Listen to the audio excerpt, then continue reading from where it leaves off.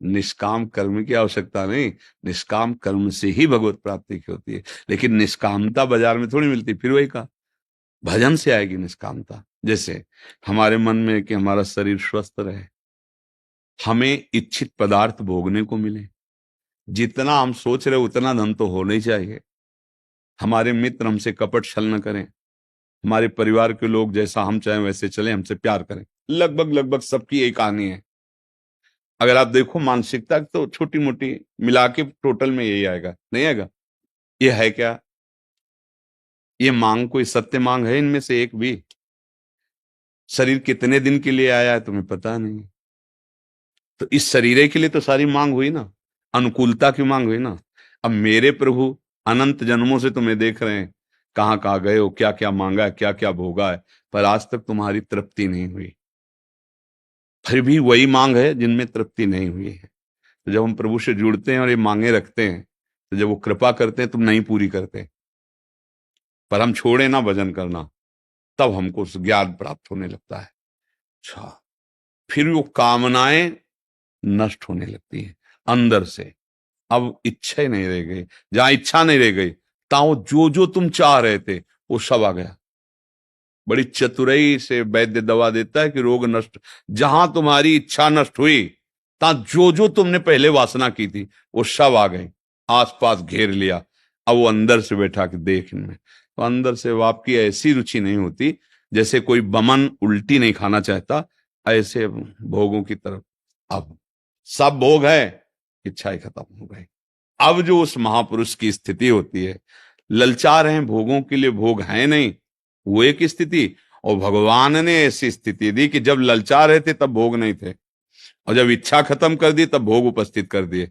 अब तब उसको लगता है कितने कृपाल। अब वो काम के नहीं रह गए ना, अब वो काम के नहीं रह गए, तब वो सोचता है इन्हीं के लिए तो मैं जल रहा था, इन्हीं के लिए तो मैं प्रभु आपसे भी लड़ रहा था कि आप क्यों नहीं देते, और आज दे दिया। आज अब समझ में आया कि कुछ नहीं नाथ, अब कुछ नहीं, अब सब। अब वो कह रहा कृपा है, कृपा है, अमोघ कृपा है जो प्रभु ने नहीं दिया था। अगर अब प्रभु दे देते तो मैं यहां तक पहुंच नहीं पाता, बड़े कृपालु। तो निष्कामता ही भगवत प्राप्ति कराती है, पर निष्कामता भगवान से ही मिलती है, क्योंकि हमारी सकामता का विषय देह, देहाभिमान है, और निष्कामता प्रभु से जागृत होती है। जैसे जैसे हम प्रभु के आश्रित होंगे, भजन करेंगे, वैसे वैसे हम निष्काम होते जाएंगे। कोई निष्काम पैदा नहीं होता, निष्कामता प्रकट होती भजन से, चाहे वो गृहस्थ हो चाहे विरक्त हो। भाई जी महाराज जब ने निश्चय किए से हनुमान प्रसाद पोद्दार जी महाराज कि अब हमारे जीवन का लक्ष्य केवल भगवान का निरंतर भजन करना है, धोती कुर्ता में भी परम संन्यास, इससे कोई मतलब। गीता वाटिका में एक बहुत बड़े जिनकी कई फैक्ट्रियां थी, अरबों खरबों रुपया थे, भाई जी के पास आए और बोले अब हमारा शरीर बूढ़ा हो गया है, और आप जैसा धर्मात्मा पुरुष हमारी नजर में नहीं आया अभी, मैं सब कुछ आपको समर्पित करता हूं, बस आप संभाल लो। भाई जी ने इसीलिए वो बात लिखी थी, अपनी बड़ाई के लिए नहीं, कि साधक सावधान, साधक सावधान, जब सब कुछ छोड़ के प्रभु की तरफ, तो ये ले सब कुछ फ्री, आप केवल देखिए बस सब। भाई जी ने कहा नहीं बाबूजी, हम इस योग्य नहीं हैं। अब तो ध्रुव जी जब परम पद प्राप्ति के लिए चले तो भगवान नारद जी आ गए, अरे बेटा वहां जंगल में बड़ा दुख, सांप बीची राक्षस, नहीं मैं क्षत्रिय बालक हूं, एक बार निश्चय कर लिया, अब कदम पीछे नहीं। निश्चय इसीलिए किया ना कि पिताजी ने सिंहासन में जो गोद में बैठना, तो अभी चलते हैं, राज तिलक करवा देंगे सिंहासन। ध्रुव जी को लगा जिसके लिए चला तो राज तिलक की बात, अब तो कदम पीछे हटेंगे ही नहीं। परम पद में आज भी ध्रुव जी विराजमान, समझ रहे? निष्कामता अपने आप नहीं आएगी, निष्कामता भजन से आएगी। जैसे जैसे आपको अनुभव होता जाएगा ना, वैसे निष्कामता तब आ जाएगी जब आपको प्रभु से ऐसा अपनापन हो जाए। जैसे छोटा बच्चा है, वो कुछ नहीं जानता कि मुझे क्या पहनना है, क्या खाना है, कहाँ शौच जाना, कहाँ लोग, कुछ पता नहीं। वो माँ को पता है सब कुछ, उसको शौच है शौच कर दिया, लघुसंग का है लघुसंग, छोटा बच्चा है ना, अब सारी जिम्मेवारी माँ की है ना। और वही जब सयाना हो जाता है तब थप्पड़ पाता है, तुझे पता है ना वो शौचालय यहाँ क्यों, कल से चूक नहीं होनी चाहिए। तो हम लोग जो समझदार है ना, इसलिए थोड़ा थप्पड़ पड़ रहे हैं माया के। और जिस समय आत्मसमर्पण हो जाएगा, निष्कामता आ जाएगी, वो हमें पवित्र कर देगा, वो हमें ज्ञान दे देगा, वो हमें व्याकुलता दे देगा, उस दया का समुद्र है। अभी थोड़ी बुद्धि काम करती, इसलिए थोड़ी इधर उधर थप्पड़ लगा के कि जहां है ठीक से चलो। और जब बुद्धि समर्पित हो गई, तब सही माने में ठीक हुआ। क्या वो, हाँ, मैं ये मन आदत सो मैं बुद्धि में, अब बुद्धि समर्पित हो गई भगवान में, तो निष्काम अपने आप हो जाएगा।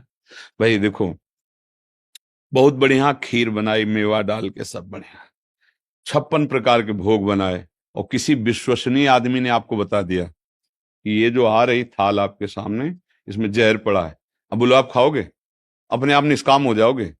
खीर जहर पड़ा है, रसगुल्ला जहर पड़ा है, निष्काम हो जाएगा कि नहीं?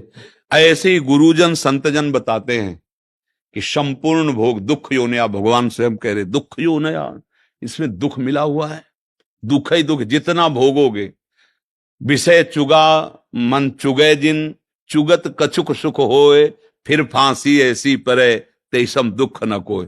तो चतुर खिलाड़ी ये कि बात मान जाए गुरु की, अच्छा नहीं खाऊंगा, फिर आप जहर वाली खीर नहीं खाएंगे, और जहां आगे बढ़े तो आप प्रसन्न हो जाओगे, यार खा लेता तो मर जाता, बचा लिया प्रभु ने, बचा लिया प्रभु ने। ऐसे ही जो भक्तजन है ना, वो बार बार हरेगा, पार कृपा प्रभु, अपार कृपा, मैं तो नरक में गिरने जा रहा था, आपने बचा।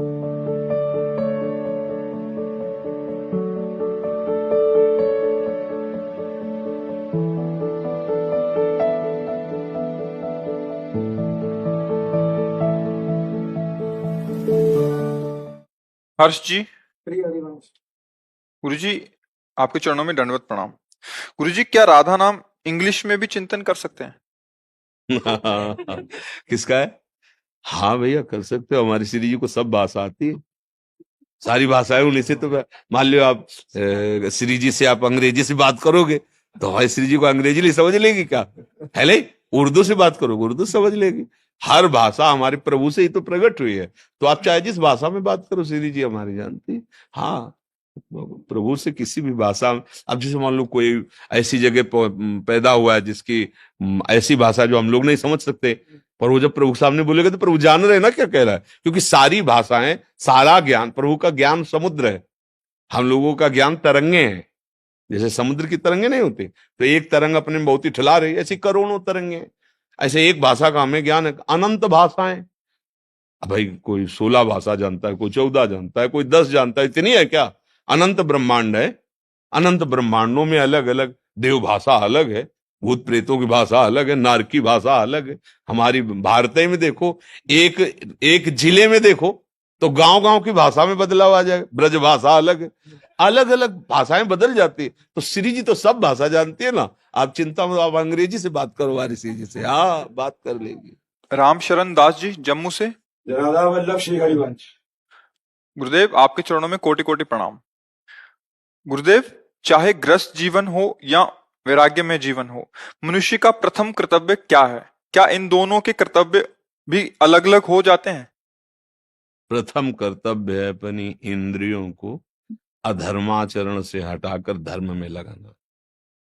चाहे बालक हो, चाहे जवान हो, चाहे बूढ़ा हो, चाहे ब्रह्मचारी हो, चाहे गृहस्थ हो, चाहे वानप्रस्थ हो, चाहे सन्यासी हो, सबका प्रथम कर्म है अधर्म का त्याग करके धर्म में स्थित होना।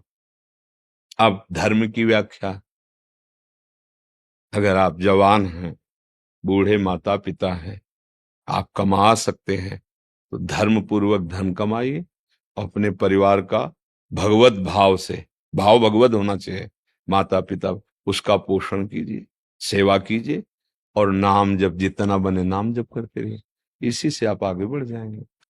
अगर आप शराब पीते हैं, आप व्यभिचार करते हैं, मांस खाते हैं, गंदे आचरण करते हैं, कोई भी हो, कहीं का भी हो, कुछ भी बनाओ, दुर्गति को प्राप्त होगा।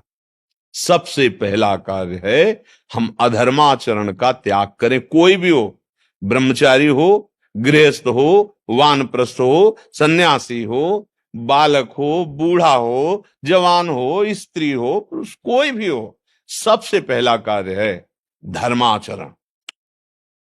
धर्माचरण कर लो, मनुष्य जीवन की सार्थकता है। आप एक पति हो, आपका एक धर्म है। आप एक पत्नी हो तो आपका एक धर्म है। आप एक पिता हो तो आपका एक धर्म है। कुछ नहीं हो तो एक समाज में तुम पैदा हुए हो, समाज तुम्हारा धर्म है, उसको सुख पहुंचाना। कोई हिंसा, कोई व्यभिचार, कोई गंदे आचरण समाज में ना करना, ना फैलाना। पहला है धर्म से चलो, अधर्म का त्याग करो। समझ पा रहे हो आप जी? मोहनलाल जी, गुरुदेव आपके चरणों में कोटि कोटि दंडवत प्रणाम। गुरुदेव, भगवत प्राप्ति के लिए क्या तत्व ज्ञान होना अनिवार्य है? अपने आप हो जाता है, अपने आप हो जाता है। ये मार्ग का विषय है।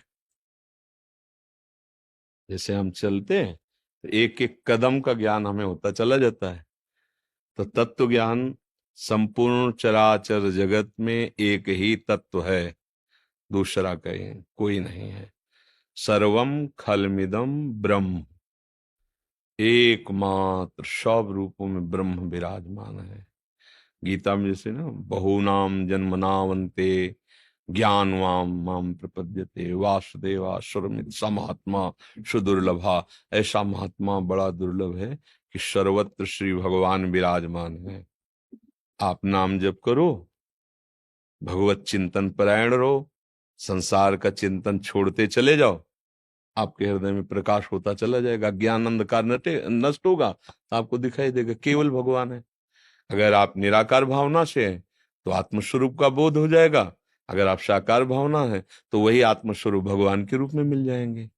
और बिना ये अनुभव हुए, इसे शांत रस कहते हैं। भक्ति में सबसे पहला ये है शांत रस, फिर दास सख्य वात्सल। शांत रस उस तत्व को समझकर शांत हो गया है। मान अपमान में, शत्रु मित्र में, दुख सुख में, लाभ हानि में शांत समान, तभी तो समान भाव आएगा, तभी तो शांत रहेगा। अगर कुछ भी विपरीतता आई तो हलचल होगी ना। तो शांत रस कब होता है? जब शम कब होता है? जब भगवान को जान लिया। चाहे वो दुष्ट आचरण करने वाला क्रूर पापी क्यों न हो, पर उसमें मेरा भगवान विराजमान है। यहां से प्रारंभ होता है।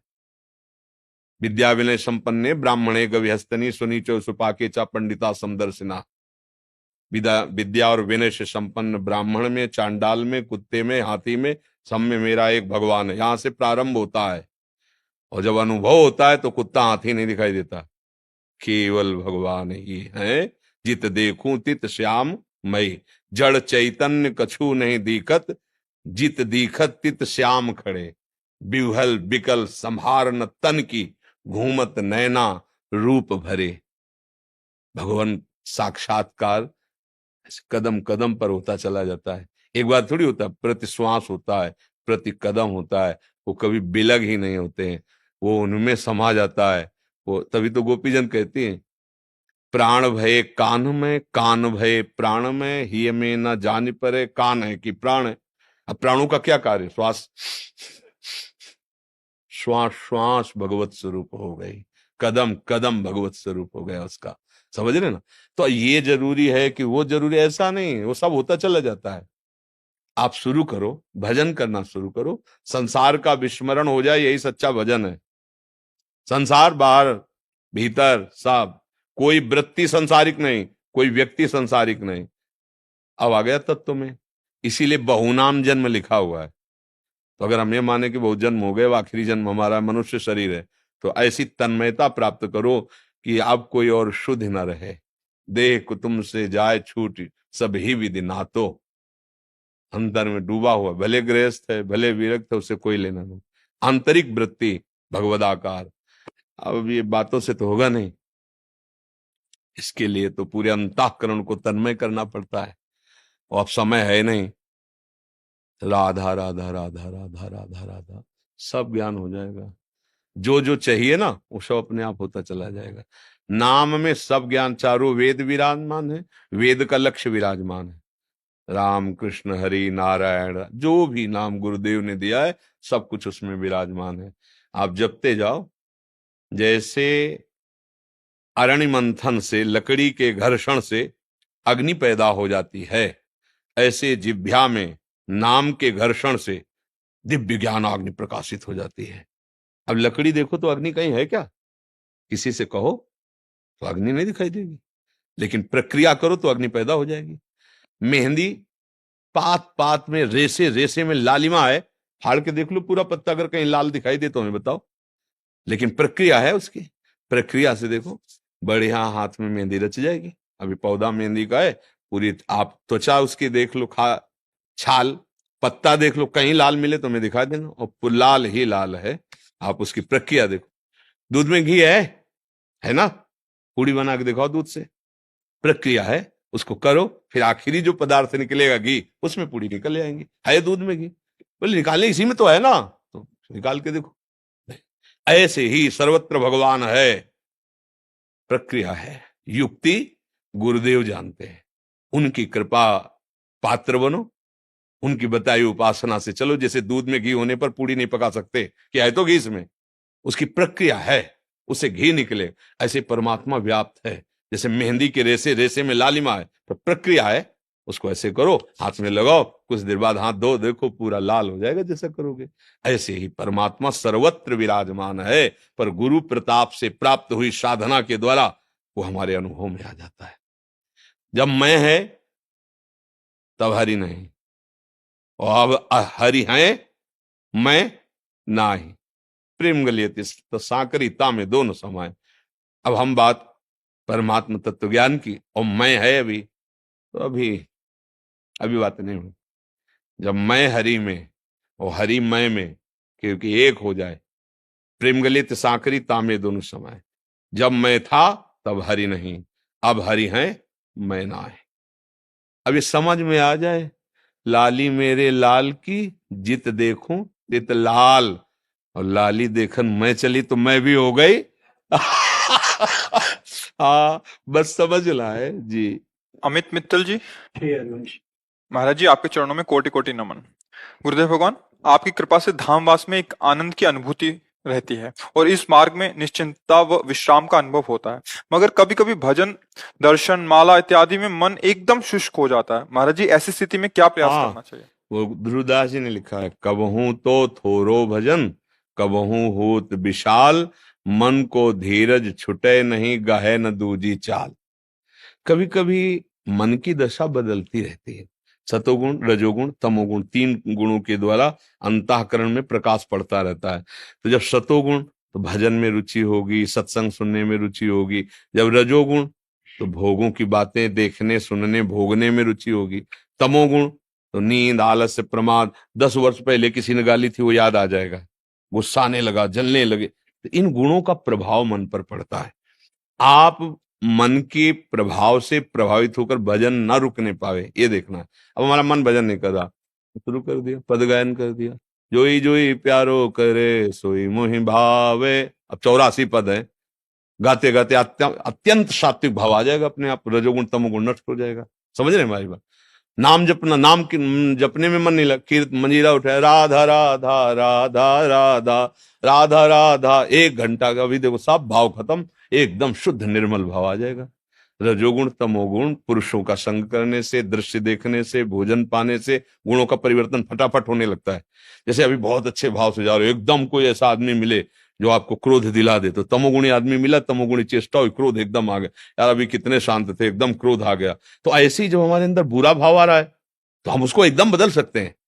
बस हमको तन्मय हो जाना, तुरंत कीर्तन। जब कहीं से कुछ न संभले तो सत्संग एक ऐसा उपाय है जो तत्काल संभाल देगा। आजकल तो यंत्र भी है, अगर हो सके आसपास कोई संत भगवान हो, इष्ट मिले और मन मिले, मिले भजन रस रीति, तो पहुंच जाए, नहीं तो सत्संग शुरू कर दे और एकाग्रता पूर्वक जहां सुना तो फिर वो भाव बदलने लगेगा। और जब एक रस स्थिति आ जाती, उसी को सिद्ध कहते हैं। अभी कभी भजन अच्छा लगता है, कभी भोग अच्छे लगते हैं, कभी मान अच्छा लगता है, कभी दैन्यता अच्छी लगती है। अभी तो वृत्तियां आ जा रहे हैं, अभी तुम साधक है ना, लड़ाई चल रही है। जो रहे सदा ज्ञान एक रस, अब हो गई स्थिति भगवदानंद में। अब उठते बैठते चलते फिरते हर समय भगवत स्मृति परायण है। अब जैसे श्वास रुके तो प्राण निकल जाए, ऐसे तद विस्मरणेन परम व्याकुलतीत, देवर्षि नारद जी। अगर जरा भी भूला तो ऐसे जैसे प्राण निकलने का कष्ट, ऐसा तो भूलेगा काहे को। निरंतर अव्यावृत भजनात अखंड भजन चलता है। पर प्रारंभ में साधना अवस्था में कबहू तो थोरो भजन, कबहू होत विशाल, पर मन को धीरज छुटे नहीं, और गाहे न दूजी चाल। मन धैर्यवान रहना चाहिए कि कोई गुण प्रभाव आया है, अभी हट जाएगा। आगमा पाइनो अनित्यास तास्ति तिक्षस्व भारत, आने जाने वाले भाव हैं, ये कोई स्थायी सच्चिदानंद भाव थोड़ी है। धैर्य पूर्वक गाहे न अब मन नहीं लग रहा तो चलो मनोरंजन कर लें, किसी गंदे आदमी के पास बैठ जाए, प्रपंच की वार्ता, फिर गड़बड़ होगा, फिर तो लंबा अंतराय डाल देगा। और ऐसे गुणों का फेर से तो जो भाव बदल रहा है थोड़ी देर में बदल सकता है। एक